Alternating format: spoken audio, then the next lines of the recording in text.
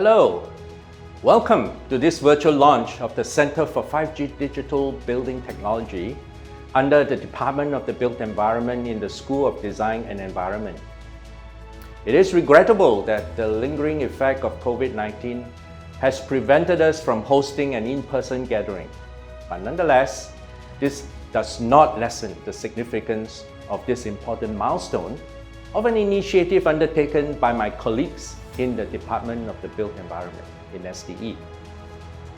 Well, this event brings back many fond memories of my own personal learning journey as an architecture student from the undergraduate days in the UK to my PhD studies in the United States related to this field. And it has been and continues to be an incredibly exciting adventure throughout my career as an architect and as a researcher and as an educator in the world of computing and information technology. As an undergraduate architecture student, I wrote my first computer program in the BASIC language to codify the British standard BS 449, structural steel in building, that involves the sizing of beams and columns. I used the Commodore PET computer with an 8K RAM, and storage media was the music cassette tape. I don't think many people remember what a music cassette tape looks like. Fast forward to my PhD days, I was writing code in object-oriented programming, first in Pascal, and then converted to C++ to solve and visualize hydrothermal performance analysis of building envelopes, particularly in detecting interstitial condensation risk. I was then using the Mac 2 CI machine with the Motorola 68030 25 MHz chip with 32 megabyte memory, which cost over US $6,000 at that time. Today, my iPad, costing less than 1/3 of that, but has 16 billion transistors in the chip, compared to merely 273,000 in the 68030 chip.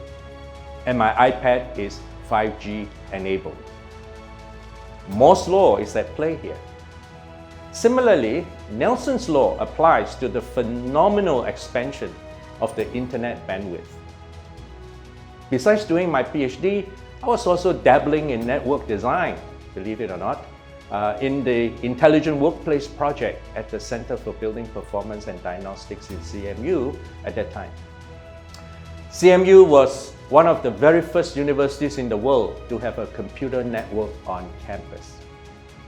In 1982, CMU and IBM signed a contract to establish an information technology center to design and develop systems to support CMU's ambitious educational computing programs. Between 1985 and 1988, CMU deployed a state-of-the-art campus network that used the IBM Token Ring system. Well, Token Ring was operating at 4 megabits in the mid-1980s and increased to 16 megabits in 1989.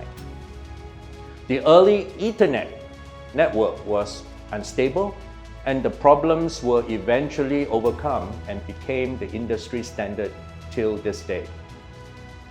I had the opportunity to design the network for the IW, deploying the novel 10BASE-T or 10 megabits per second system at that time. CMU was also one of the pioneers of Wi-Fi technology research at that time. Professor Alex Hill, the founding director of Carnegie Mellon's Information Network Institute, pursued that pioneering research, which started in 1989, the year that I joined as a PhD student. The work was then completed and introduced to the entire campus in 1994, and they call it Wireless Andrew. And that was the year I graduated with my PhD.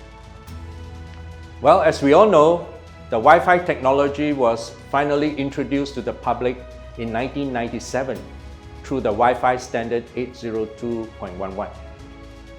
So I'm particularly pleased to have this opportunity here at NUS SDE to continue the exciting IT evolution.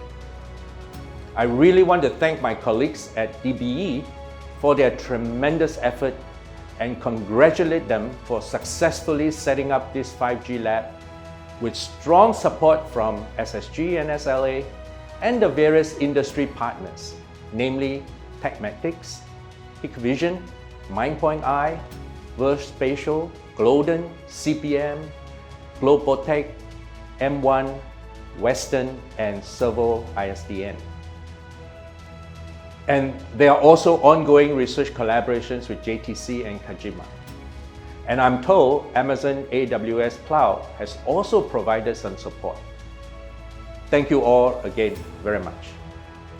Like everything IT related, the rapid pace of advancement is seemingly unstoppable, constantly striving to meet the insatiable demands of data quantity and speed, and of course at lower cost.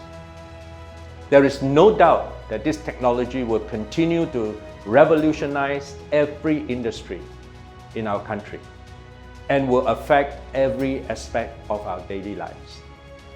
However, let's remember that the technology is just an enabler and a means to an end.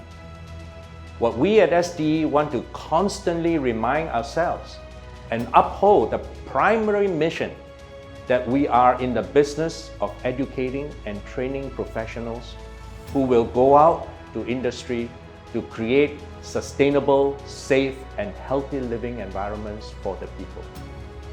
Therefore, we must be critically aware of the multiple real and potential collateral effects of deploying 5G technology, such as energy use, cybersecurity, and possible health impact. Much research is still required to better understand this phenomena, even as the 5G technology continues to evolve. Meanwhile, in all our pursuit, let's continue to be guided by the holistic goal of meeting the physiological, psychological, sociological, and economic needs of the people we aim to serve. Thank you very much.